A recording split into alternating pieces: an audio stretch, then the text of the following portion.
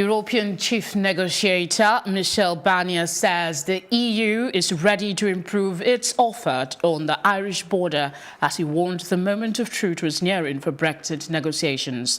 The EU's negotiator has now shifted his tone, saying he is ready to offer new proposals to help break the deadlock.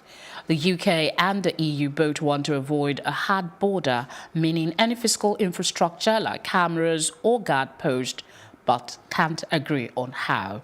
The UK Prime Minister will use a dinner in Salzburg on Wednesday to sell her strategy, the so-called Chequers Plan for future cooperation with the EU to the bloc's 27 other leaders. President Kim Jong-Un has agreed to shut down one of North Korea's main missile testing and launch sites as South Korea's President Moon Jae-in. After meeting in Pyongyang, the two leaders agreed on a way to achieve denuclearization, said President Moon. The agreement was described by President Kim as a leap forward towards military peace on the peninsula. The North Korean leader also said he hoped to visit Seoul in the near future. If that happens, he would be the first North Korean leader to do so.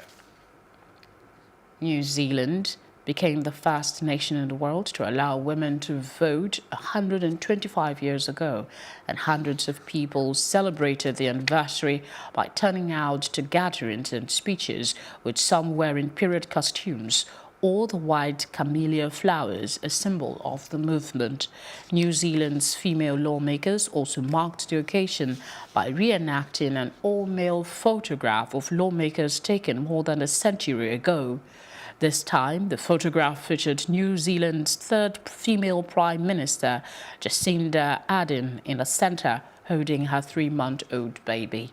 Prime Minister Ardern was also the guest editor for the Suffrage edition of the country's largest daily newspaper, the New Zealand Herald, although some questioned whether that move could taint the political neutrality the paper seeks in its journalism.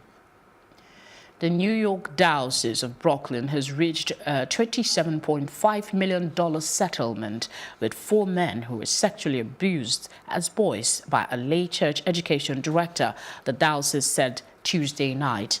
In terms of individuals' payout, it is the largest settlement on record involving abuse of minors by Roman Catholic Church figures, almost double the amount received by 2 victims in Rockville Center, New York in 2008, according to records maintained by Bishop Accountability, a non-profit that monitors abuse allegations against Catholic priests and officials.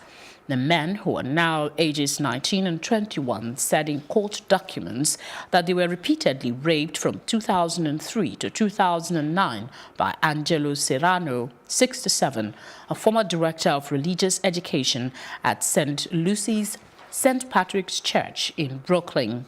Mr. Serrano was arrested in 2009 and pleaded guilty to first-degree sexual conduct. He is serving a 15-year prison sentence with his earliest possible date of release on July 2022, according to Business. Prison records, I beg your pardon. I guess I'm preemptive. Up next is Business Reports with Jong-Un.